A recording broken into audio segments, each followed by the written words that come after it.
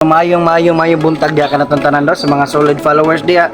Og sa katong wa nag-follow, follow na lang mo para malingaw tong tanan dire. So kani update ta sa atong upcoming release na to no nga DE64W or Wagon na siya. Color niya is inspired by Wigo nga orange no. So mao na siya no. Kana mga 70% kompleto na siya no. So ang iyang upholstery nga gipili is color combination is beige and orange kana.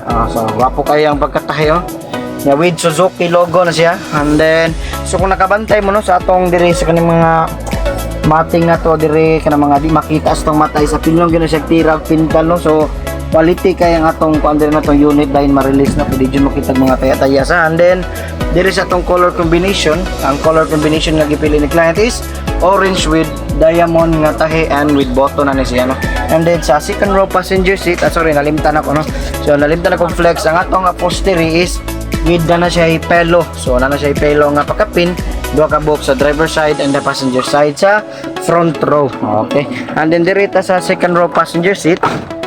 So makita mo to sa second row passenger seat mao ni ang captain seat with cup holder. So sa katong mga hilig og milk tea din no. So pwede na nato utangan og kanang mga milk tea or unsa pa na diha ninyong ganahan din no. And then sa nakanindot po din natong wagon no is ang ayang captain seat is ma-foldable siya. May ani siya kanindot. Then apa na siya karon diri. Wait. Okay. Then mana na siya no. So nindot kay siya kay dako po kay siya space po dito. Pero napo ni siya kuan ha kanang mating. So nakabantay mo is limpyo kayo kaya pilo mo siya tira og pintal no. So dili gid mo kakitag mga taya gid niya gid mas makita pa mo taya sa kungaong kaysa natong mga unit no.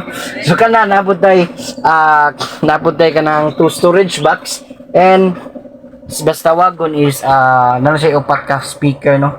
So sa duha sa luyo sa duha and then sa front ito sa duha. So